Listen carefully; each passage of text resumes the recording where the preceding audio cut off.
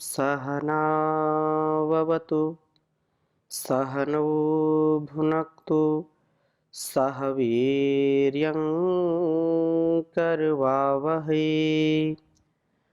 तेजस्विनावधीतमस्तु मा विद्विषावहै।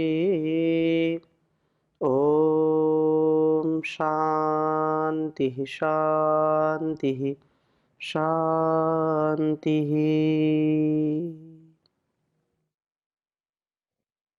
वेदोक्त वाणी व्यवहार के इस स्वाध्याय में आप सभी का हार्दिक स्वागत है, अभिनंदन है। वेदो अखिलो धर्म मूलम, वेद सब सत्य विद्याओं का पुस्तक। वेद का पढ़ना पढ़ाना, सुनना सुनाना तथा अपने आचरण में उतारना हम सभी आर्यों का, श्रेष्ठ जनों का अत्यंत महनीय कर्तव्य है। हम निरंतर जब वेद के आदेश उपदेश संदेश को आत्मसात करते हैं, निरंतर कल्याणी वेदवाणी की इस ज्ञान गंगा में अवगाहन करते हैं, स्नान करते हैं, तो हमारा संपूर्ण व्यवहार निर्मल हो जाता है और हम सब प्रकार से उत्तम कर्मों का निष्पादन करते हुए, उत्तम कर्मों के अनुष्ठान से जीवन को और जगत को पुण्य से भर देते हैं। हम सुनृत वाणी का प्रयोग करें, जो सत्य तथ्य से युक्त है, ऐसी वाणी का प्रयोग करें। निरर्थक ना बोलें और मधुरता से युक्त बोलें। आज हम स्वाध्याय करेंगे ऋग्वेद के प्रथम मंडल के 48वें सूक्त के दूसरे मंत्र का। प्रथम वेद मंत्र लिखता हूं, फिर चर्चा करूंगा आपके समक्ष। ओम अश्वावतिर गोमतिर विश्व विश्वसु विदो।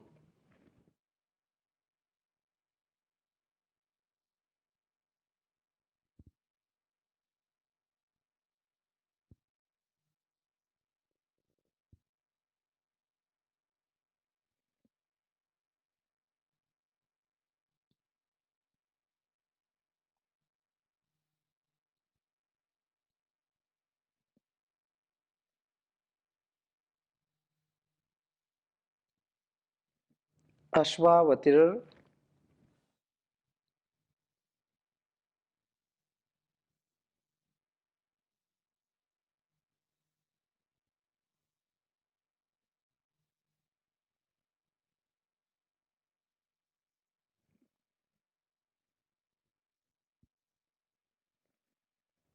गोमतिर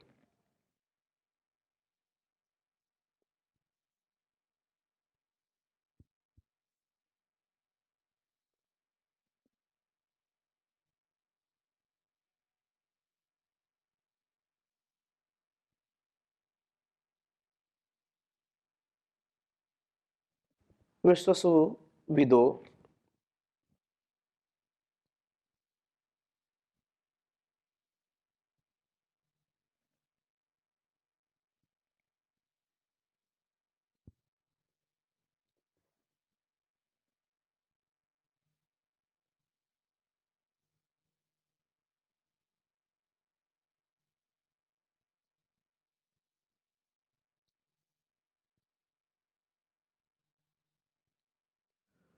विश्वसु विदो भूरि चिवंत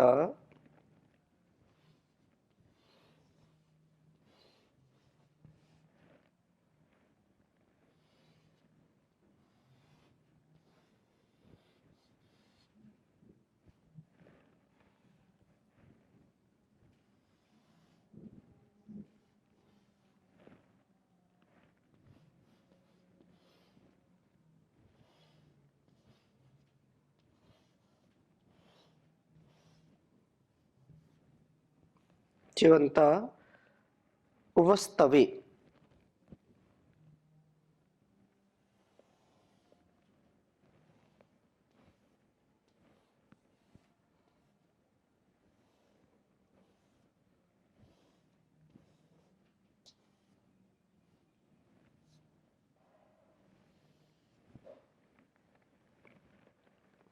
वस्तवे उदीरय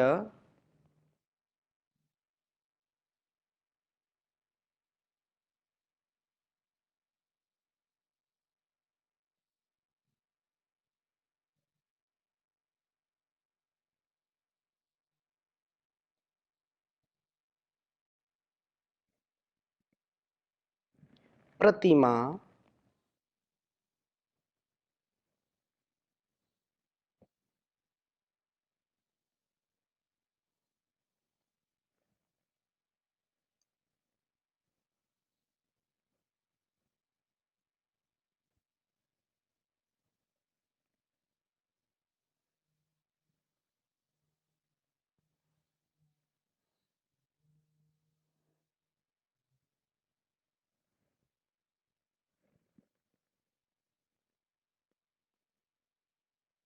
सुनृता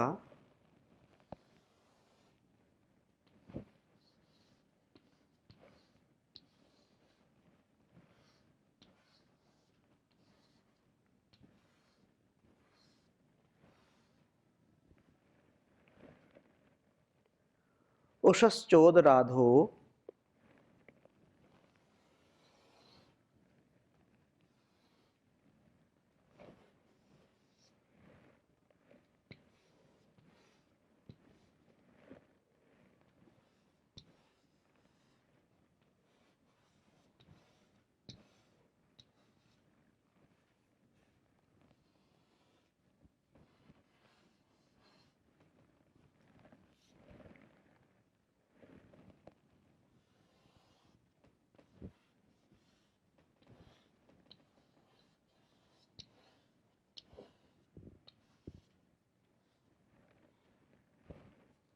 मघो नाम।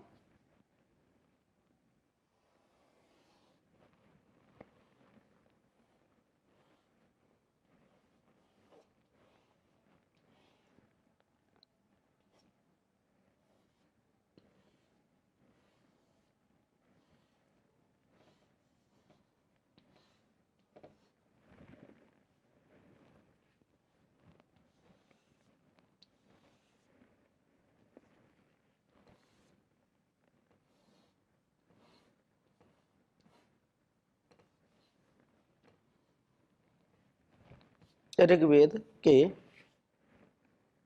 प्रथम मंडल के 48वें सूक्त का यह दूसरा मंत्र है।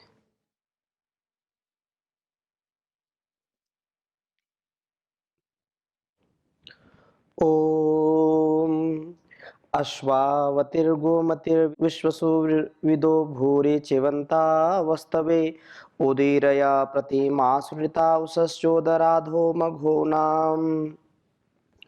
ओम अश्वावतिर्गोमतिर्विश्वसुविदो भूरि चिवंता वस्तवे उदीरया प्रतिमा सुनृता उषश्चोदराधो मघो नाम। वेद मंत्र का भाव बहुत ही सुंदर है। प्रभु कृपा से वस्तवे, वस्तवे का तात्पर्य है उत्तम निवास के लिए। अश्वावती ही प्रशस्त कर्मेंद्रियों वाली, गोमती ही प्रशस्त ज्ञानेन्द्रियां, कर्मेंद्रियां और ज्ञानेन्द्रियां।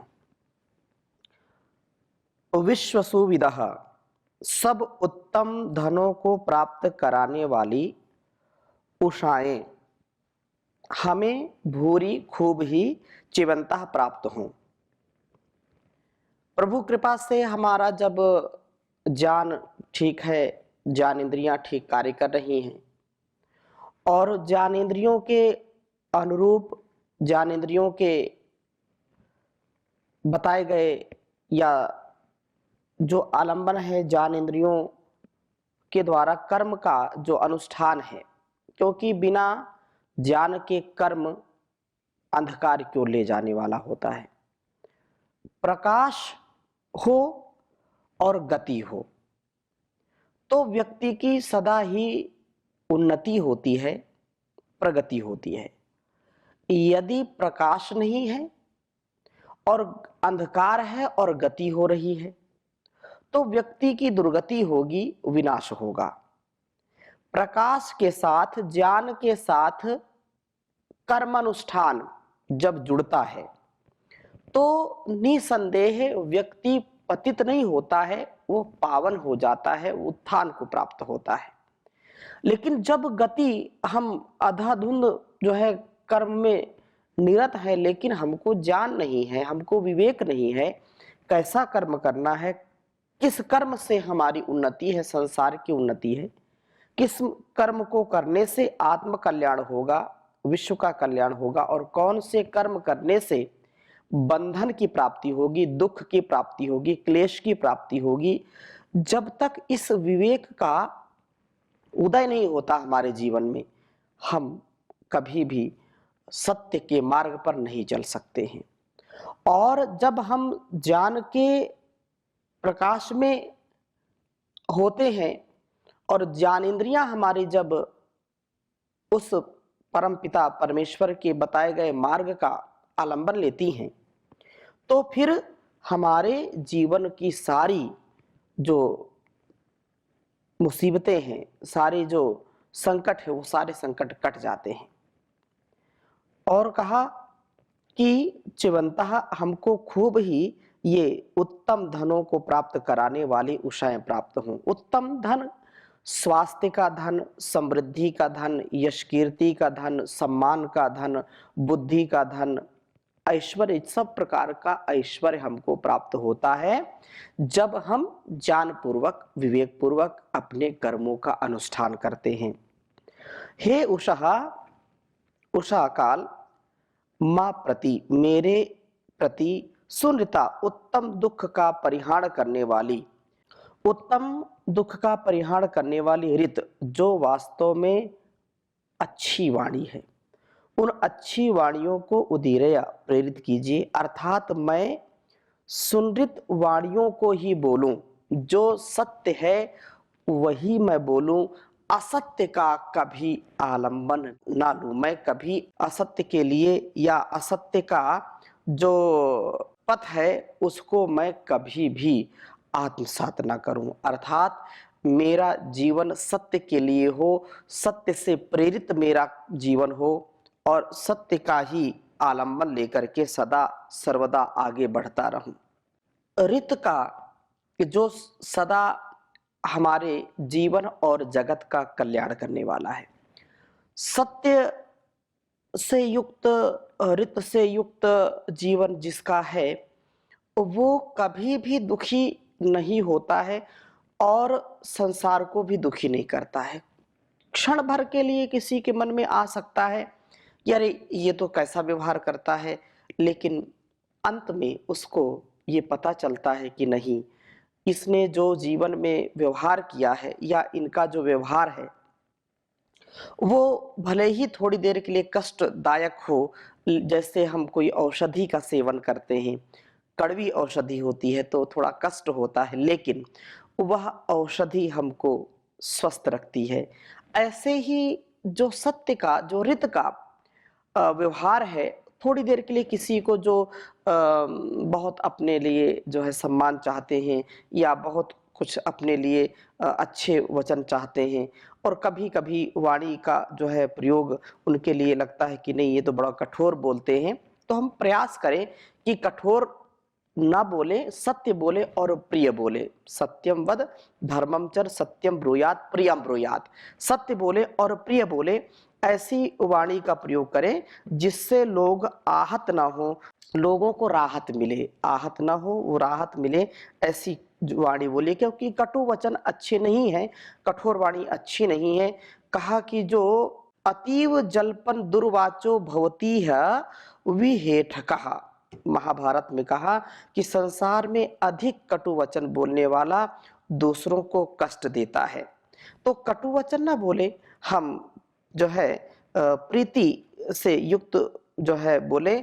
इसी में कहा प्रिय वचनवादी प्रियो भवति, मीठे वचन बोलने वाला सबका प्रिय होता है। और जो लभ्यते खलु पापियान नरो नु प्रिय वागिह, पापी लोग भी मन को प्रिय लगने वाले वचन बोलते हुए मिल जाते हैं। अर्थात वो समझते हैं कि जो है प्रिय वचन बोलने से ही हमारा सम्मान है, तो वो मिलते हैं आकर के। कहा कि रुक्षाम वाचम रुषंतीम वर्जयित, जो रुक्ष वचन है, रूखी रोष भरी जो वाणी है, उसका परित्याग करना चाहिए। कहा कि वाक्शल्यम मनसो जरा, कटु वचन मन को जीर्ण शीर्ण कर देते हैं, ये मन को भी आहत कर देते हैं। मन जो हमारा जो है वो व्यथित हो जाता है। इसलिए इसमें कहा सुनृताम उषस चोदह राधो मघो नाम। कहा कि सुनृत बहुत ही मेरे प्रति उत्तम जो है दुख का परिहार करने वाली वाणी, अर्थात मैं किसी से वाक व्यवहार करूं, वाणी व्यवहार करूं, तो उसका दुख बढ़े नहीं, उसका दुख कम हो जाए, दुखों का परिहार हो जाए, ऐसी वाणी। और मेरे से भी जो बोले तो वो ऐसी वाणी बोले जो रित से युक्त है, सत्य से युक्त है, और मेरे दुखों का भी परिहार हो जाए। हे उषा, मैं दूसरों से सुनृत अच्छी वाणी बोलूं, और तू मघो नाम, मख जो जो है अघ यज्ञशील पुरुषों के अथवा पाप शून्य पुरुषों के राधा धनों को कहा कि प्रेरित कर, हमारे प्रति प्रेरित कर, जो जो है उत्तम, जो पाप से शून्य कमाई है, अर्थात धर्म युक्त अर्थ, सत्यवाणी हो, प्रियवाणी हो, रित से युक्त वाणी हो, और जो संसार का ऐश्वर्य है, जो धन है, वो कैसा धन होना चाहिए? वो धन पवित्रता से युक्त हो, वो धन पाप की कमाई का ना हो, वो धन पुण्य की कमाई का हो। ऐसा धन जिससे जीवन धन्य हो जाए, ऐसा धन जो व्यक्ति को महान बना दे, ऐसा धन जो संसार की सेवा में लग सके, उसको कहा कि जो है उदीरया उषसा मघो नाम राधा चोदह, उसको हमारे प्रति प्रेरित कर, अर्थात हम सुपथ से धनार्जन करें और उन धनों का यज्ञों व लोकहित के कार्यों में विनियोग करें। जो धन है, उस धन की उपयोगिता क्या है? धन की उपयोगिता अच्छे कार्यों में उसको लगाना। धन का अहंकार नहीं होना चाहिए, धन का दुरुपयोग नहीं होना चाहिए, धन का केवल अपने ऐश्वर्य के लिए, अपने सुख सुविधाओं के लिए प्रयोग नहीं होना चाहिए। धन का प्रयोग यज्ञ कार्यों में, अर्थात संसार के, समाज के कल्याणकारी कार्यों में धन को खर्च करना चाहिए, धन को दान देना चाहिए। नहीं तो धन धरा के बीच ही सारा धरा रह जाएगा, पशु भी बंधे रह जाएंगे जब कूच का वक्त आएगा। धन धरा में धरा का धरा रह जाता है। जो कंजूस होते हैं, मक्खी चूस होते हैं, उन अपने जीवन में भी उसका प्रयोग नहीं किया और लोक कल्याण के लिए भी प्रयोग नहीं किया, तो ऐसा धन किस काम का? वो निधन को प्राप्त होता है, व्यक्ति तो निधन को प्राप्त होता है, लेकिन उस धन का जो प्रयोग करते हैं अच्छाई के लिए, जो धन का प्रयोग करते हैं दूसरों की सेवा के लिए, दूसरों के सत्कार के लिए और संसार में धर्म की स्थापना के लिए जो धन का प्रयोग करते हैं, वो उनका मरण तो सबका होना है। कोई व्यक्ति जीवन को जो है अमरता को प्राप्त नहीं है, लेकिन जिन्होंने अपनी शक्ति को, अपनी वाणी को, अपने व्यवहार को, अपने तन को, मन को, धन को, अब इस जीवन को जिसने संसार के उपकार के लिए लगाया है, वो मरण होने पर भी लोग उसको स्मरण करते हैं। मरण सबका होता है, स्मरण कुछ लोगों का होता है जो युग युगांतरों तक जिनका नाम लोग स्मरण करते हैं, उनका मरण तो हजारों वर्ष पूर्व भी हो जाता है, जिनको आज हम स्मरण कर रहे हैं। जितने हमारे ऋषि मुनि महापुरुष हैं, वीर वीरांगनाएं हैं, जो है ऋषि ऋषिकाएं, हम उनको क्यों स्मरण कर रहे हैं? क्योंकि उनके जीवन का, उनकी वाणी व्यवहार, उनका चरित्र, उनका व्यक्तित्व, उनका कृतित्व, उनका नेतृत्व इतना विशाल था, इतनी भाव चेतना में, वो उच्च चेतना में थे, जिनके जीवन में, स्वभाव में पवित्रता का अतिरेक था। ऐसे जीवन को हम जिए और ऐसे कार्यों में, लोक हित में हमारे धन खर्च हों। हमारे लिए उषा काल उत्तम ज्ञानेंद्रियों व कर्मेंद्रियों को प्राप्त कराए और हम सुनृत वाणी बोलें, पुण्य अर्जित धनों को यज्ञों में विनियुक्त करें। हमारा जो धन है वो यज्ञी कर्मों में लगे और इस प्रकार से जो कर्म करेगा तो वासना उसकी दूर होगी, उपासना से वो युक्त होगा। हम इससे क्रियाशीलता को प्राप्त करके आत्मस्थ हो जाएं, हम पूर्ण रूप से स्वस्थ हो जाएं। तो बहुत सुंदर बात आगे भी कही है कि जो उत्तम धन है तो प्रभु प्रेम से और वह साधना उसकी बढ़ती जाती है। धन होने पर धन की आसक्ति नहीं आती, वो अनासक्त भाव से उसका प्रयोग करता है। कहा कि उवा शोषा उच्छाच्चा नु नु देवी जीरा रथा नाम, ये अस्या आचरणेषु दध्रे समुद्रे ना श्रवस्त्यवः। उषा काल ने आज तक भी अंधकार को दूर किया है। चनु और अब भी देवी प्रकाश युक्त उषा काल उच्छात अंधकार को नष्ट करती है। यह उषा काल रथा नाम जीरा, रथों की प्रेरक है। उषा के होते ही हमारे शरीर रूपी रथ कार्यों में प्रवृत्त होते हैं। ये जो व्यक्ति अस्याह इस उषा काल के आचरण समन्तात गति करने पर दधीरे अपनी इंद्रियों व मन का धारण करते हैं, अर्थात चित्तवृत्ति निरोध रूप योग में प्रवृत्त होते हैं, वे समुद्रे उस आनंद स्वरूप प्रभु में निवास करते हैं। ये लोग न श्रवस्या श्रवः, धन की कामना वाले नहीं होते। प्रभु और धन दोनों की सेवा एक साथ संभव नहीं है कि हम धन भी पूरा कमाएं, धन में लगे रहें और प्रभु का भी चिंतन करें। हाँ, ये जरूर है कि अनासक्त भाव से उस धन का अर्जन करें और उसको सेवा में लगाते जाएं। इसलिए हम अच्छे व्यक्ति बने, और अच्छे व्यक्ति वही हैं जो उषा के होते ही क्रियाशील बनते हैं और इंद्रियों व मन का निरोध करते हुए प्रभु में विचरते हैं, प्रभु का जो है चिंतन करते हैं, धन के प्रति आकृष्ट नहीं होते, संसार का धन एक साधन के रूप में प्रयोग करते हैं और वस्तुतः उनका संपूर्ण जीवन प्रभु की उपासना में और संसार की वासना से दूर होने के लिए वो कार्य करते हैं। कभी भी उसके पीछे नहीं भागते, कभी यह धन उनके ऊपर शासन नहीं करता, अपितु धन के वे जो है संयोजन में या धन के नियोजन में भी धन को अपने पीछे रखते हैं, प्रभु की भक्ति को आगे रखते हैं। इसलिए हम ध्यान करें, सत्संग करें और हम प्रभु की भक्ति करें। जिस नर में आत्म शक्ति है वह शीश झुकाना क्या जाने, जिस दिल में ईश्वर भक्ति है वह पाप कमाना क्या जाने। मन मंदिर में भगवान बसा, जो उसकी पूजा करता है, पत्थर के देवता पर जाकर वह फूल चढ़ाना क्या जाने।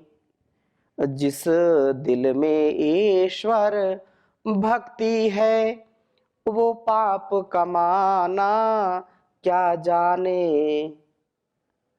माँ बाप की सेवा करता जो और उनके दुखों को हरता जो। माँ बाप की सेवा करता जो और उनके दुखों को हरता जो। मथुरा वृंदावन काशी और हरिद्वार में जाना क्या जाने। जिस नर में आत्म शक्ति है वह शीश झुकाना क्या जाने। दो काल करे संध्या वह वन नित सत्संग में जो जाता है। दो काल करे संध्या वह वन नित सत्संग में जो जाता है। ईश्वर का है विश्वास जिसे दुख में घबराना क्या जाने। जिस नर में आत्म शक्ति है वह शीश झुकाना क्या जाने। जो खेला है तलवारों से और अग्नि के अंगारों से। जो खेला है तलवारों से और अग्नि के अंगारों से। रणभूमि में जाकर के आगे रणभूमि में जाकर के आगे वह कदम हटाना क्या जाने। जिस नर में आत्म शक्ति है वह शीश झुकाना क्या जाने। जिस दिल में ईश्वर भक्ति है वह पाप कमाना क्या जाने। वह पाप कमाना क्या जाने। तो प्रभु का गुणगान करें, उसका ध्यान करें, पाप की कमाई से बचें, पुण्य की कमाई करें, वाणी व्यवहार को सुंदर व्यवस्थित रखें, मर्यादित रखें, तो जीवन अत्यंत उत्तम हो जाएगा। हम सच्चे साधक बनेंगे। तो आगे और हम चर्चा करेंगे, अभी यहीं पर विराम लेते हैं। ओम शांति शांति शांति।